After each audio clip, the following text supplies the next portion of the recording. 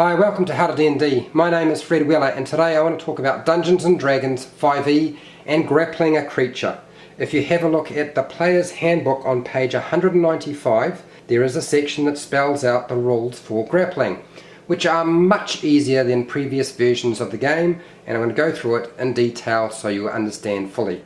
When you want to grab a creature or wrestle with it, you can use the attack action to make a special melee attack. This is called the grapple. If you're able to make multiple attacks, such as if you have the extra attack feature, you can replace one of those attacks with this grapple. So that means if you have the extra attack and you want to grapple twice, make 2 attempts, you could if you wanted to. The target of your grapple must be no more than 1 size larger than you and must be within your reach. And of course most of the creatures that we're dealing with have a 5-foot reach. Using at least one free hand, you can try and seize the target and make a grapple check instead of making an attack roll. To do this, you are going to make a strength or athletics check, and it is contested by the target's strength athletics or dexterity acrobatics check. The target chooses the ability to use, so whoever has to actually contend with resisting from your grapple gets to choose either an athletics check or an acrobatics check.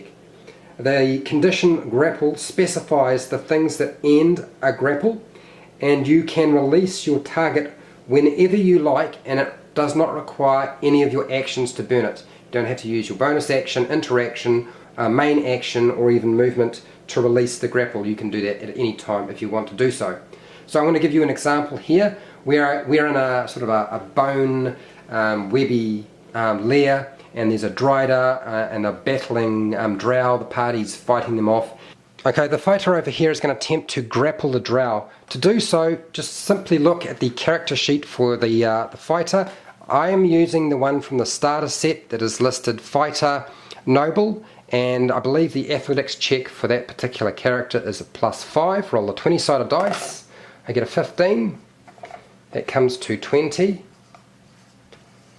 Now, a drow, their particular acrobatics and athletics skill is not actually listed, so use strength and dexterity. So for strength they get 0 and dexterity they get 2.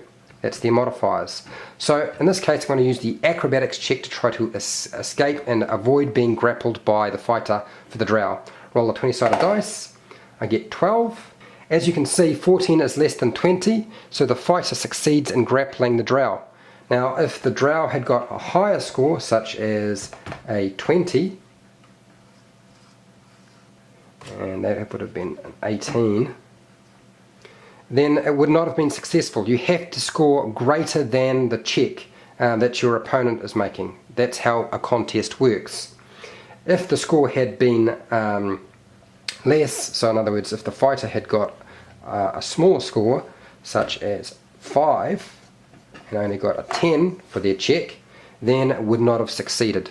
That's essentially how a grapple check works. Okay, second example. Over here the fighter tries to grapple the drider.